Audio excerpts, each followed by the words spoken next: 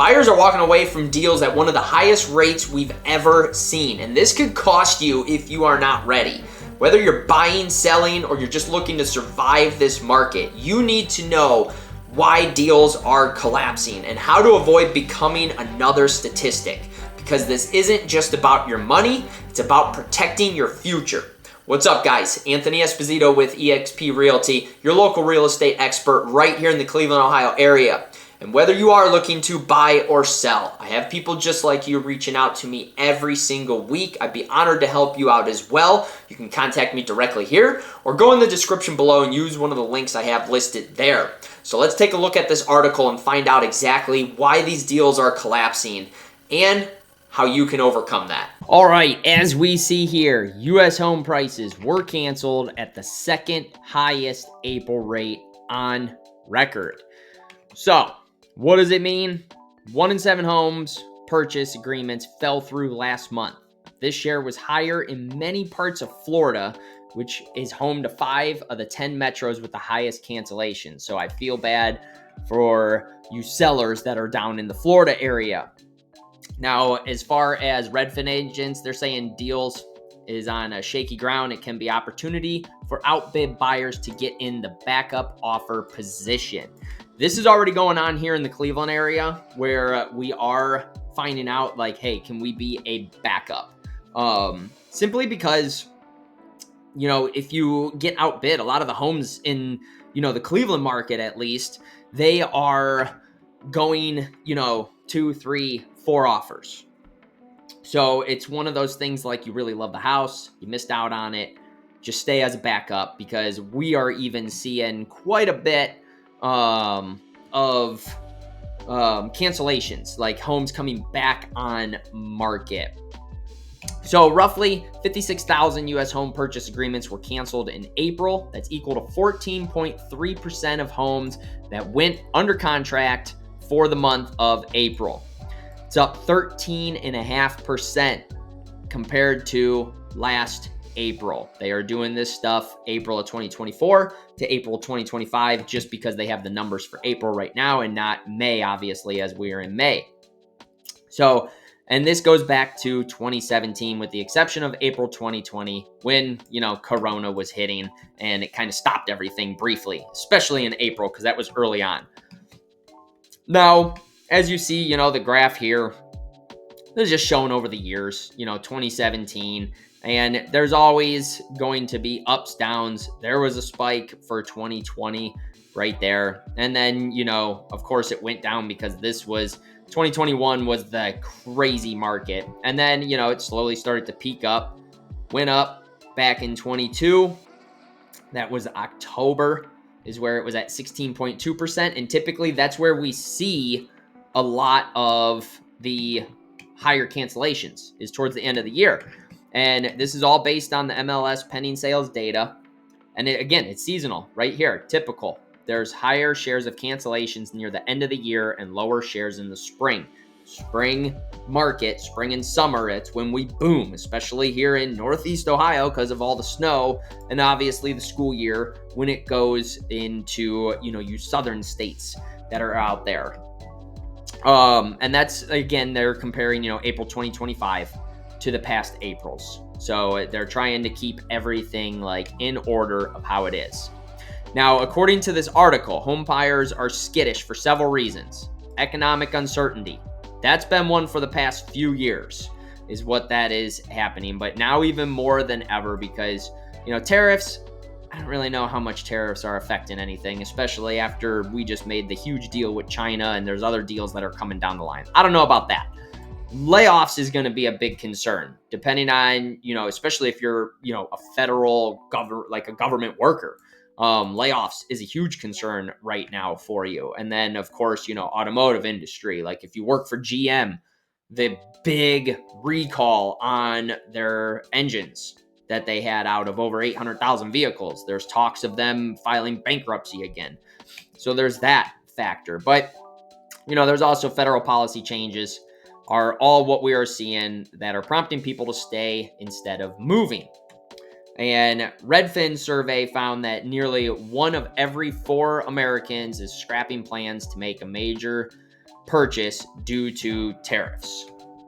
Again, this area, I haven't personally been hearing anything as far as tariffs affecting what people do.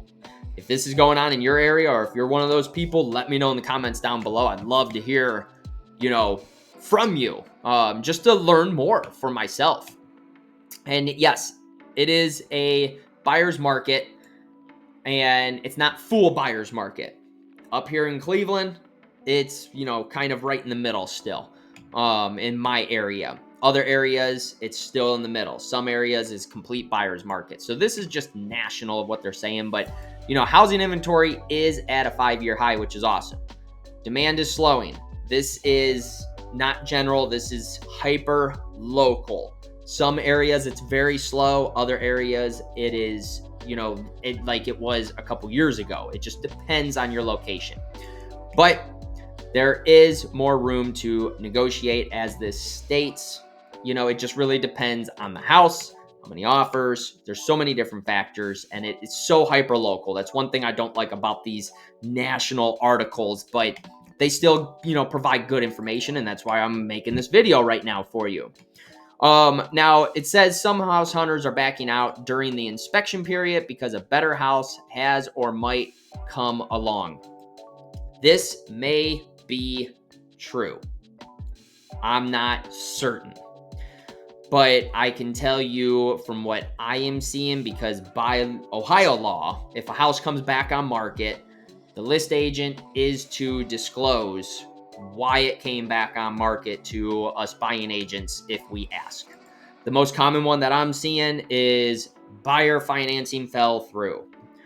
That's a safe way to like as a buyer, if financing fell through, that could be it. If there's a better house that's on the market or comes along, if you just randomly back out, you're going to get pushback from the seller in Ohio about getting your earnest money back from that. So, it's hard to say if this is truly what's going on. But one thing that I always tell people, and one thing I always do, at least for me, is I shut down the searches, like the MLS access, after we go under contract, because pictures, they could be very deceiving. And you don't want to sit there and bounce through ghost stuff like, oh, okay, if there's a better house, plain and simple, if you feel there's a house that's better than the one you put an offer in on, then you truly weren't all for that house 100%. Plain and simple. And I tell my clients all the time, never settle. If you are not 100% in for the house, don't do it. End of discussion, period. If you're not 100%, there should be no reason you're putting an offer in on a house. Sticker shock. This one kind of confuses me, as you'll see. Mortgage rates and home prices remain stubbornly high, which we know that. April's average rate hitting 6.73, which isn't terrible, but I don't like how they do this right here. More than double the pandemic record low.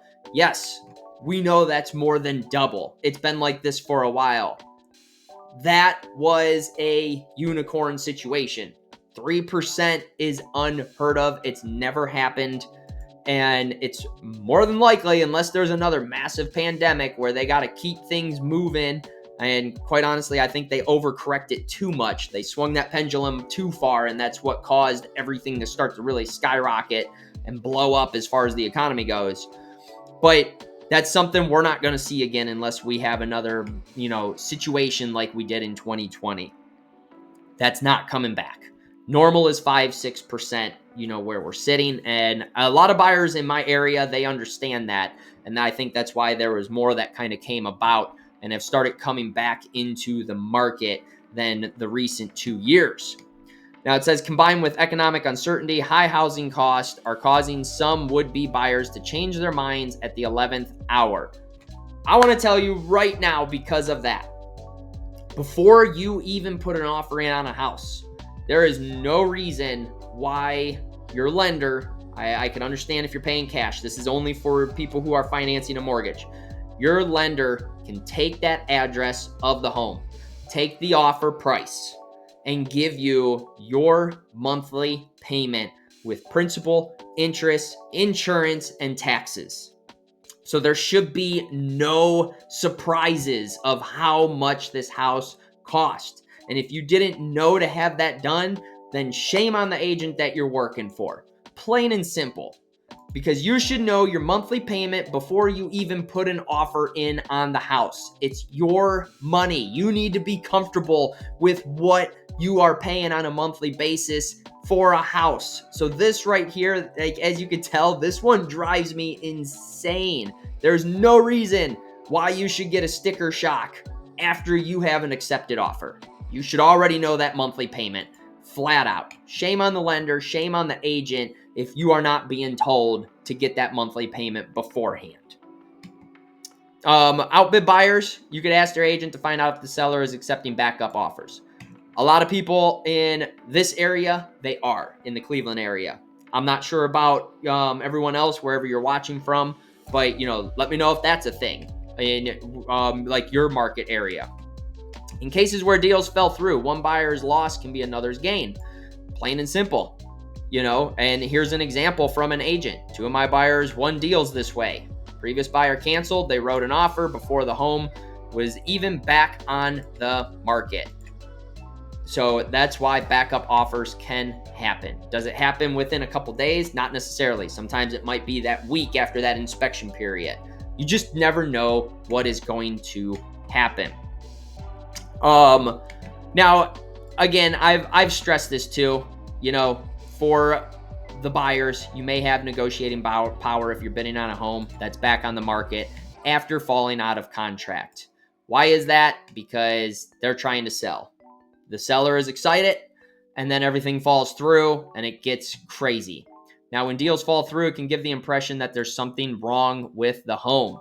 Even if that's not the case, that is true. There are people that will automatically say, what's wrong with the house?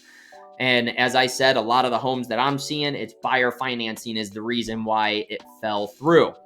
And this may give the next bidder room to ask for concessions and or negotiate on price. It all varies, obviously. Now, as earlier, Florida is home to 5 of the 10 most highest cancellation rates. It says right here, Atlanta, you guys lead the nation in canceled deals. 1 in 5 pending home sales fell through in April.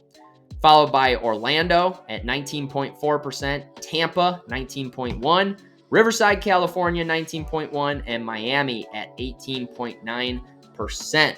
And then rounding out the top 10, Fort Lauderdale, Fort Worth, Texas, Las Vegas, Jacksonville, and San Antonio. Those are the top 10 most highest canceled areas. So yeah, Florida, you guys are suffering pretty bad down there. And I did hear Miami's market is like totally a buyer's market, is from what I've heard. Now they also did look at some other, 50 most populous U.S. metropolitan areas. With all this data, of the 10 metros with the highest cancellation rates, again, 5 are in Florida, 2 are in Texas. 2 states have been building more homes than anywhere else in the country, prompting some buyers to back out of deals because they're confident they will be able to find a different home that works better for them. Florida has more homes, homes for sale than ever, which we've been seeing that. Like I said, I think Miami's one of the slowest markets in the nation right now. Some buyers in the Sunshine State are also getting cold feet due to increasing natural disasters and soaring insurance and HOA fees. Now, I have a client who moved here from Florida, and he even said the same thing. Him and his wife said the same thing. Insurance is insane down in Florida, and I've even heard some people can't even get insured on their homes, which is mind-boggling to me. Insurance companies, complete scam. Whole different topic on that. The lowest cancellation rate, Nassau County, New York, 4.8%. That's awesome. Next came in Boston, Montgomery County, PA, Minneapolis, New York, Milwaukee, Seattle, Newark, New Jersey, Warren, Michigan, and New Brunswick, New Jersey are the least amount of cancellations. Anaheim and Seattle, they saw the biggest increase in cancellations. So Anaheim, 15.7%. Pending sales fell out of contract. That was up 3.1 percentage points. And then Seattle, they were up 2.8 points. And then, Milwaukee 2.7, Los Angeles 2.6, Nashville 2.6.